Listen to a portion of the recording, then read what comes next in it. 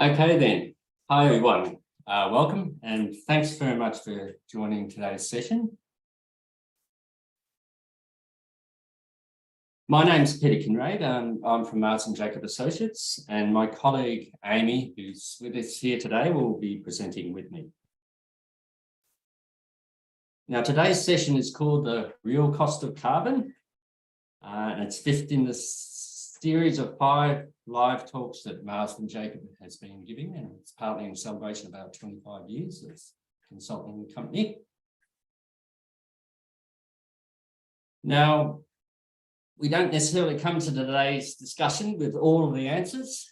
It's a big topic, and we don't profess to be have the answers for everything. But it is, I hope that in having today's discussion, we'll be generating some debate and discussion about an issue that we believe needs to be resolved in the economics and policy circles within Australia. And it's certainly an issue that we've been discussing quite a lot amongst ourselves in recent times. Now, the session today is going to cover a few relevant issues. Firstly, we're going to discuss why this topic and why now. Then we're going to have a bit of a discussion around this state of the world's climate response and how that fits into the whole discussion around the cost of carbon. Then I'm going to hand over to Amy, and she's going to talk about the social cost of carbon, which is essentially the central focus of today's discussion. And then after Amy's gone through the social cost of carbon, we're going to have a few more wind-up points around where to from here. And then hopefully after about 25 minutes or so, we'll be opening the floor to questions and discussion, and hopefully, there'll be some interesting points to go through. But before we hop into the first slide, I'd just like to commence today to make an acknowledgement of country. Marsden Jacob Associates acknowledges the traditional custodians of the lands and waters across Australia where we conduct our business. We also pay our respects to their ancestors and elders past and present and leaders emerging. Thank you. So let's jump right into the discussion today. So firstly, why this topic and why now? As I'm sure many of you are aware and probably experienced, we've had a number of extreme climate events across Australia and internationally in recent times. And what these demonstrate is that a move to a net zero emissions economy globally and in Australia is emerging as more urgent than ever. And as part of that move, Australia needs to play its part. But if we're going to play that part, we need to have good decision making, which requires us to have an agreed position on the cost of carbon, or at least an understanding about what the cost of carbon is. I guess we come to this discussion with a view that there's currently no agreed position either within governments or across governments as to how carbon should be costed. And this is particularly important when we come to doing economic analysis of policies and programs and projects that have implications for carbon emissions. So it's important that we have a consistent and accurate approach to carbon evaluation if we're going to make the right sort of decisions for the future.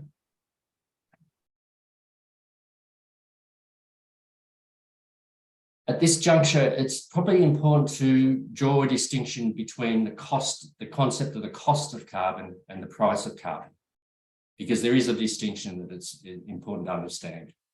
The cost of carbon, in simple terms, is the economic cost of current and future emissions that we're going to realise in terms of the impacts on our climate system and associated downstream impacts.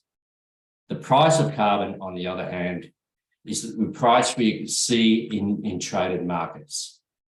And this distinction is very important as we go through the discussion today, because we're essentially focusing on the cost of carbon and how that needs to be incorporated into economic analysis, not the price of carbon.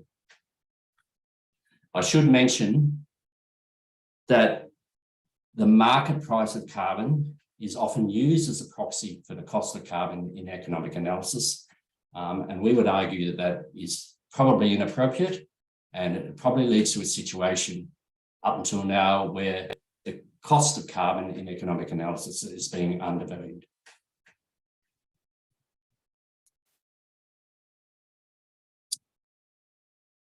So let's move into the discussion about the state of the world's climate response, because this is important to understand this in terms of moving to why we think that having a good understanding of the cost of carbon is important. So at present, as you're aware, global trends in emissions have been upwards. If we look at over the last decade or so, growth in global emissions has been about 1 to 1.5% per annum, increasing over that period. So that now currently got global emissions of about 59 gigatons. There was a bit of a dip in emissions in 2020 with the onset of COVID, but there's essentially a bounce back in emissions in last year, and so that last year's emissions were higher than ever. So underlying trend is increasing emissions at the moment. On the other hand, the scientific community are telling us that we need to be reducing emissions, and potentially quite dramatically. If you look at the goal of keeping the climate to less than 1.5 degrees increase in temperature above historical levels, then we're probably going to have to look at reducing global emissions by about 5% per annum over the next 30 years or so. Even if we were to limit emissions to, even if we were to limit the temperature increase to less than 2 degrees, we'd still have to reduce emissions annually by about 3% per annum. So the trend that we're currently heading towards compared to the trend that we need to be heading towards to achieve our scientific and social objectives are somewhat at odds.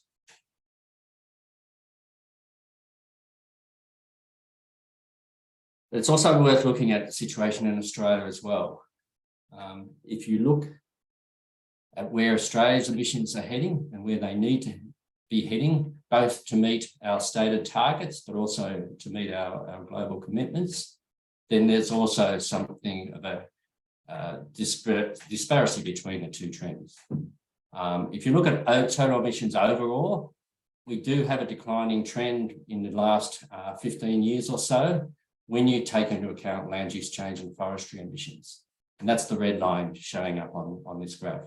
But if you look at the blue line, which is the line that captures the emissions that don't include land use change and forestry emissions, the trend is actually static or even slightly increasing. So between 2005 and 2021, emissions from sources other than land use change and forestry actually increased slightly. And this is important because if we want to achieve a 43% emission reduction by 2030, which is now the new government's commitment, or net zero emissions by 2050, then we're going to have to look at very substantial declines in emissions, probably in the order of about 4% per annum over the next 30 years to achieve net zero. And when I talk about net zero, that includes both abatement of those emissions in the blue line, as well as land use change in forestry and any offsets that would cover the gap between the abatement target and the net zero target.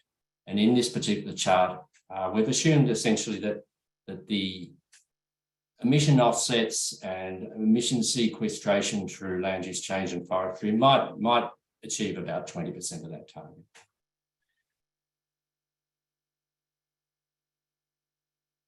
So what I'm suggesting here is that we do obviously face very significant challenges, both at a global level and challenges in Australia.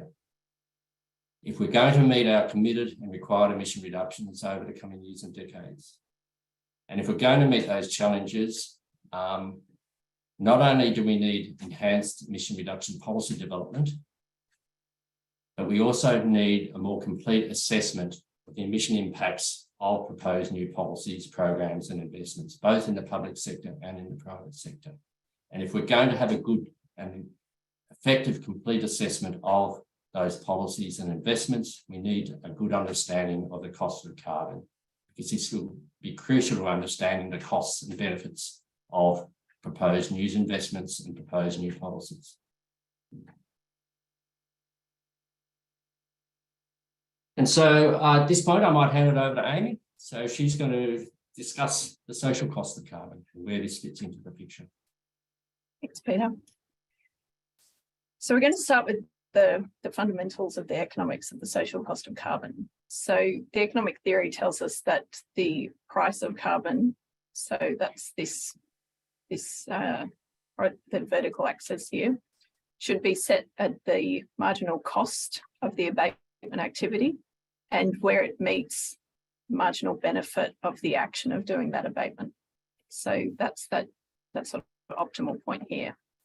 So by having those two cost and benefit lines, that enables decision makers to determine what the optimal level of abatement will be. But it's not that simple in the real world. So actually quantifying the social cost of carbon is incredibly complicated, and that's what we're going to talk through next. The cost of carbon is also incredibly dynamic. And again, we'll explain why in the following slides. Worth also saying that the abatement cost, so the cost of actually abating those emissions, whilst it's somewhat simpler than the social cost of carbon, it's equally as dynamic, and calculating that for the whole of the economy is still just as challenging. In any case, the preferred level of abatement has actually already been determined. So the net zero targets that we have is setting this point here. So that's saying what the targets are based on, saying these are the atmospheric concentrations that we can cope with. And then the bit that we're unsure about is where these two lines sit in terms of finding us that optimal point. So what actually is the social cost of carbon? So the social cost of carbon is placing a dollar value on the damages caused by incrementally increasing the release of carbon emissions into the atmosphere. So the social cost is an annual figure based on the emissions that are released into the atmosphere in any given year. On a year-on-year basis, it's generally agreed that those costs are going to go up because every additional increase over time increases the damages and the impacts.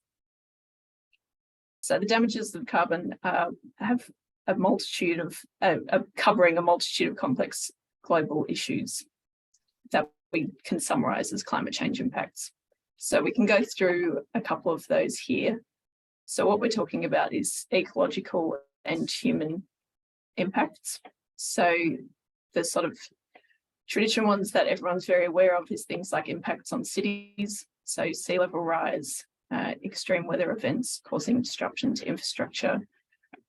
We talk about impacts on health and well-being, so things like displacement of people due to extremes in climate, health costs because of increased temperature change, which increases mortality and morbidity within society.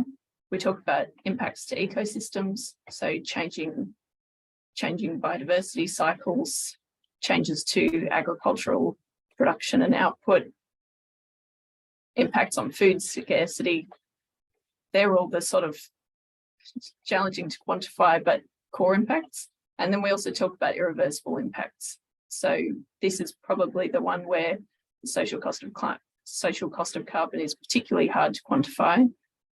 Once these irreversible impacts have happened, then what is the impact of that going to be? And so there we're talking about things like the destruction of the Amazon rainforest as a carbon sink, or the melting of the polar ice caps.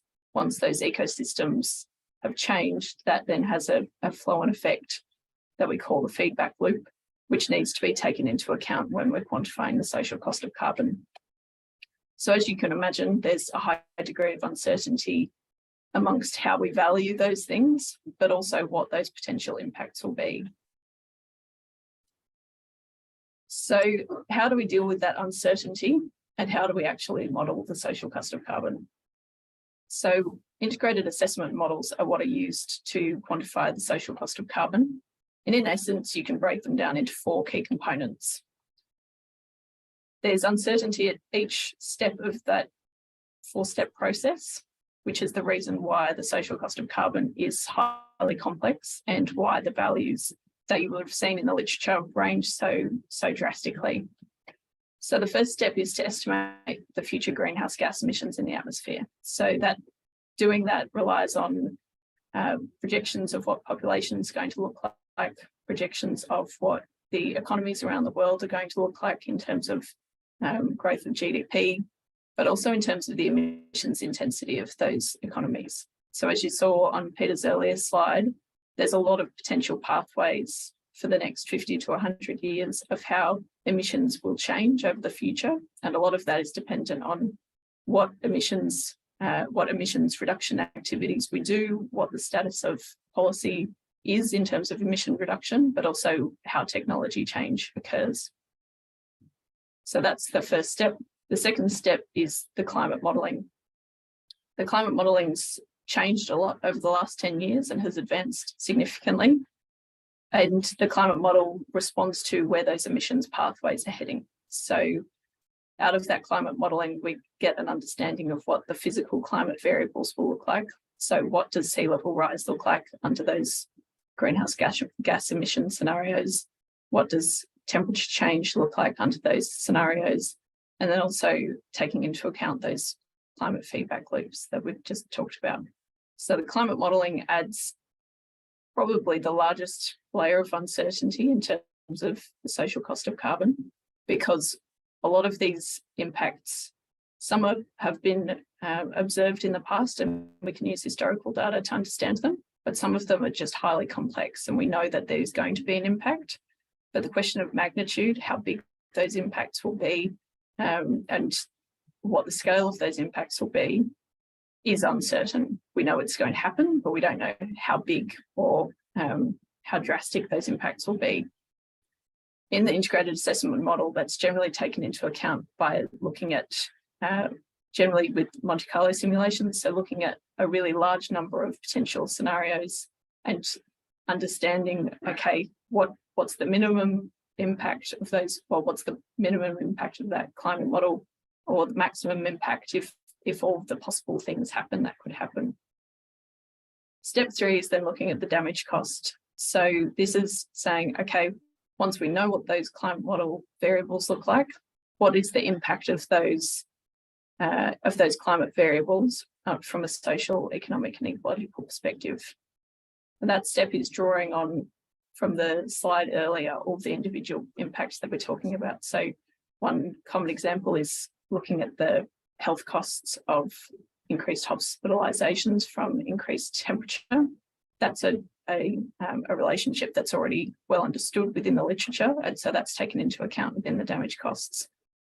There's a number of other relationships there that are well understood, but then there's also a lot of non-market values that we use in economics that aren't well understood and so often aren't captured in here. So most of the time, social cost of carbon is in some ways seen to be a conservative estimate, because we know that there's a lot of non-market values like biodiversity impacts that aren't currently taken into account in these estimates.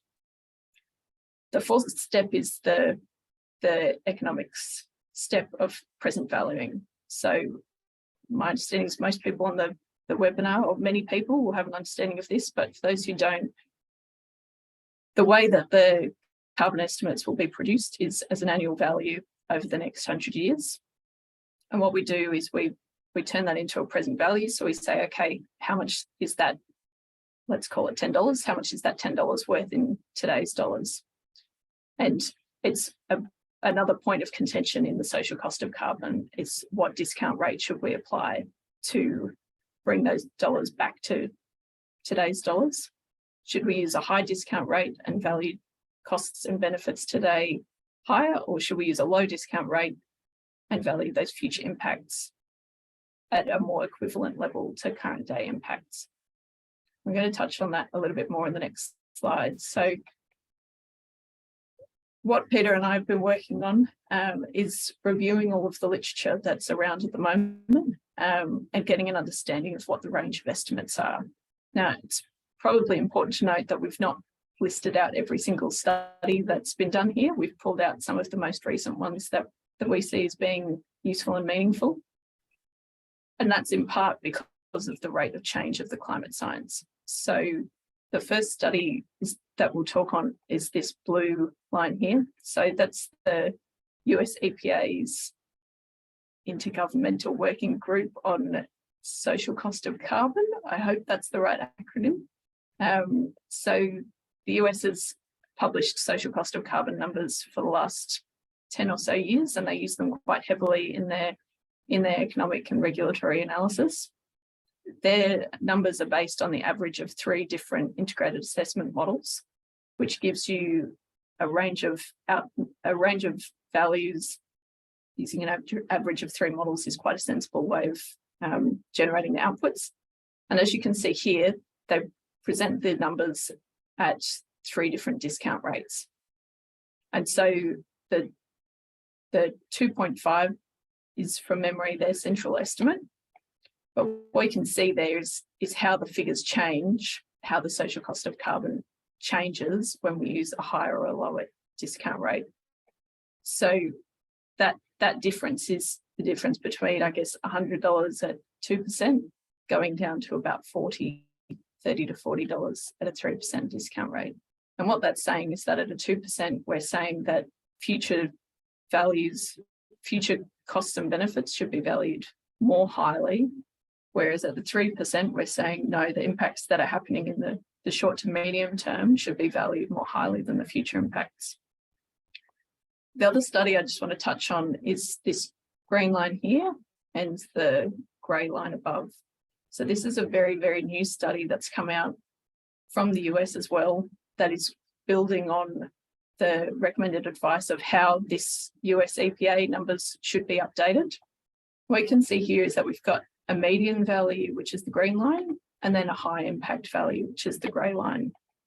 The median value is pulling out the 50th percentile. So what's the most likely scenario that we're likely to see?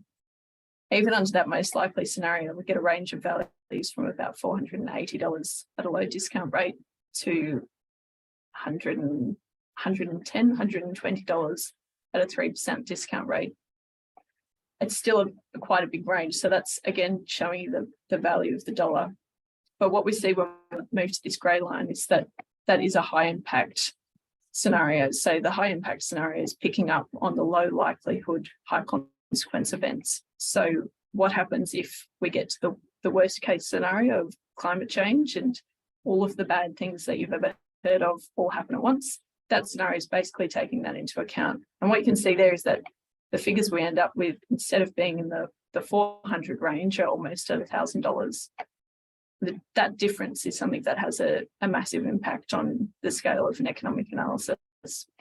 Now, we're not saying that economic analysis should have this upper bound number in there as a central estimate, but it's worth understanding that there is that big range of values and there's a reason for them, and there's something that needs to be taken into account when sensitivity tests are being done.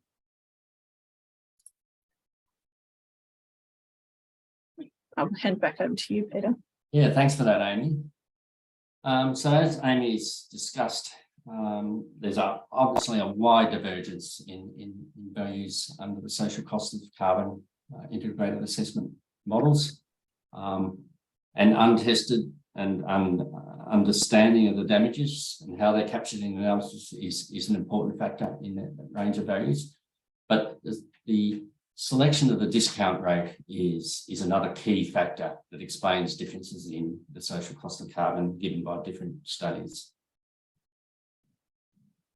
And just touching on this discount rate issue a little bit more, the discount rate in any economic analysis is typically calculated as either what is referred to as a social rate of time preference, and that's a measure of an individual or society's willingness to postpone consumption now in favour of future consumption and the benefits it brings. Or alternatively, the discount rate can be calculated as the opportunity cost of capital, which in essence usually reflects the earnings rates that private investments would expect to achieve. Now, typically, amongst economists now, there's a general view that a social discount rate should be used in economic analysis involving climate change. What is not agreed is what the appropriate social discount rate that should be used. And as Amy's previous graph suggested, the discount rate could be anything between potentially 1 or about 4% if we use the social discount rate. Some economists argue that the prevailing interest rates are a reasonable proxy for the social discount rate. And a well-known economist, Nordhaus, who is a recent recipient of the Nobel Economics Prize, probably falls into that school. On the other hand, you've got other economists such as Stern, who was responsible for the groundbreaking study in the UK a decade or so ago. He argues that market rates are too high as a proxy to understand the social discount rate, and by using a market rate, you tend to undervalue the value that society places on future generations and intergenerational impacts associated with climate change. So he argues that if you take into account those intergeneration issues, a lower discount rate should be used. And it's interesting to note that a recent survey of economists globally, of about 200 economists, came up with a consensus rate of about 2 or 2.5% that should be applied in intergenerational issues such as climate change. That doesn't necessarily mean that's the right answer, but certainly tends to be the prevailing view amongst economists at the moment, that around about 2 or 2.5% is probably appropriate for application in economic analysis associated with the climate change issue.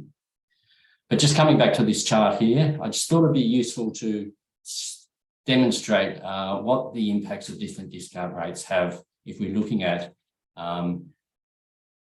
very significant impacts on the Australian economy. Now, I'm not suggesting for one moment that we're going to have catastrophic impacts in 100 years' time on the Australian economy, but hypothetically, if you did have a catastrophic outcome that essentially wiped out the total value of the Australian economy, which is currently about $1.5 trillion a year, depending on which discount rate you apply, that value in 21-22, as it would currently be in present value terms, could be at a 7% discount rate, only a few $1 billion, looking at one extreme. On the other hand, if you had a discount rate of, say, about 1%, then you're talking about 550 or 600 billion dollars, I should say, in present value terms. So this, again, just highlights the importance of different discount rates and the implications of choosing a discount rate for the outcomes of an analysis, particularly when you're talking about far-flung impacts and impacts way into the future and the value you place on those impacts.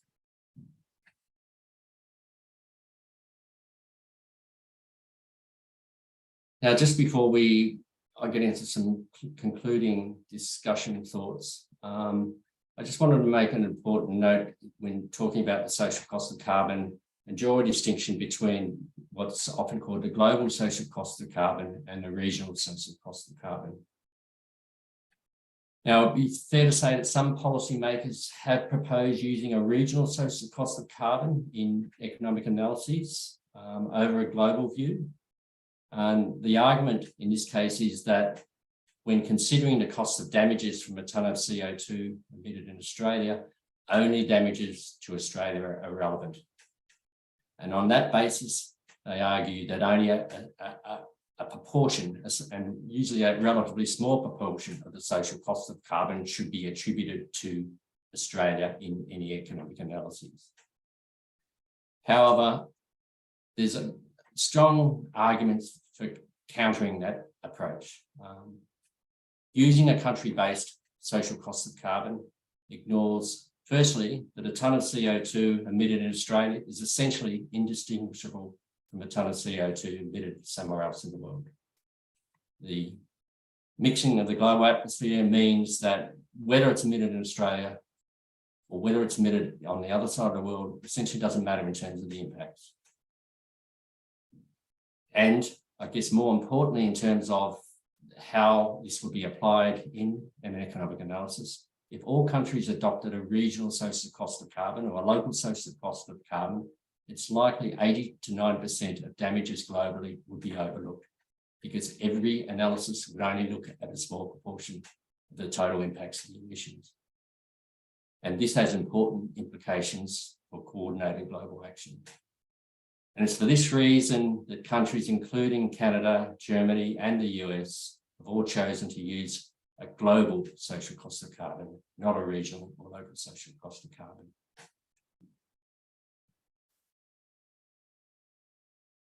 So finally, just drawing some concluding thoughts based on some of the discussion points we presented.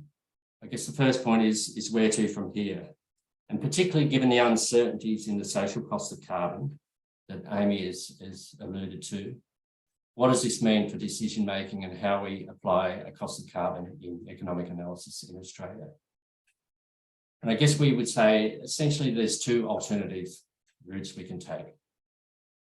The first one is that we do develop and agree on estimates of the social cost of carbon for Australia and for economic analysis in Australia, and potentially apply sensitivity around different discount rates. That is 1%, 2%, 3%, 4%, for example, with a median range perhaps around that 2 or 2.5%. And that's the approach that has been adopted by the US government, and they're still adopting, and they're currently, as Amy said, they are currently updating their estimates of the appropriate social cost of carbon at the moment. And they should be coming through with new estimates of the social cost of carbon in a not too distant future. The alternative, if we think that there's too much uncertainty around the social cost of carbon, the next best alternative would be to use the marginal cost of abatement. But that marginal cost of abatement shouldn't be a short-term cost of abatement. It should be against agreed policy objectives. So we use a long-term cost of abatement against agreed policy objective, such as what is the cost to achieve net zero by 2050 as the basis for setting a shadow price for the cost of carbon. So that's the alternative we potentially could use instead of a social cost of carbon. And that's the approach that has been adopted by the UK government in recent years. They originally went for using the social cost of carbon based on the Stern analysis, but in recent years have decided that is too uncertain, and therefore have said, okay, what is our policy objectives in the long term, and what is our cost of abatement to achieve those policy objectives, and use that as a basis for setting a proxy for the social cost of carbon. So there are two different alternative pathways that we could potentially take in terms of incorporating the cost of carbon in economic analysis. And I want to contrast those two alternatives to where we are at the moment. And that is, at the moment, we don't have any agreed position on how we cost carbon in economic analysis. And in the absence of that agreed position, we tend to fall back to a default position of using the short-run marginal cost of abatement as a shadow price. And in some cases, that's because there have been recommendations in that direction, and that includes recommendations by New South Wales and Victorian Treasuries. But it means that that short-run marginal cost tends to understate the cost of carbon. If you look at the short-run marginal cost of carbon as set out in current markets, and particularly if you're looking at the current carbon credit fund, the cost is probably in the order of less than $20 per tonne at the moment. And that's, for example, the emission reduction fund auction price in April this year was about $18 per tonne. So the short run marginal cost is being used as a default for the cost of carbon in many economic analysis. And our argument that is probably substantially understating the true cost of carbon. And whether or not we look at the abatement pathway or the social cost of carbon abatement pathway, both of those pathways are suggesting a substantially higher cost of carbon. In the case of social cost of carbon, as Amy has set out in those different integrated assessment models, we're probably talking about somewhere between 60 and $300 a tonne, or possibly even more. And in the case of the marginal abatement cost to achieve net zero, a number of studies that have been undertaken in Australia suggest that that cost would be probably in the order of $60 to $150 per tonne. So both pathways are suggesting the cost of carbon is substantially greater than the short-run marginal cost as expressed in traded market prices. So finally, why is this information important? I guess what we're saying is that if we keep using the short-run marginal cost in economic analysis, we'll probably significantly understate the cost of emission generating activities or the avoided cost of emission abatement activities. On the other hand, if we apply a more considered value to the cost of carbon, it'll better help us understand the costs and benefits of emission reduction strategies and how much and how fast we need to reduce emissions. It'll better help us understand the trade-offs between the cost of emission reductions and the cost of emissions. And it'll better help us understand the risks and trade-offs of current and future emissions and investments. So I'll probably leave it there. And again, thanks for your time for joining us today. Go and feel free to reach out to Peter or myself if you have any questions following the presentation. And thanks everyone. Have a great afternoon. And thanks everyone.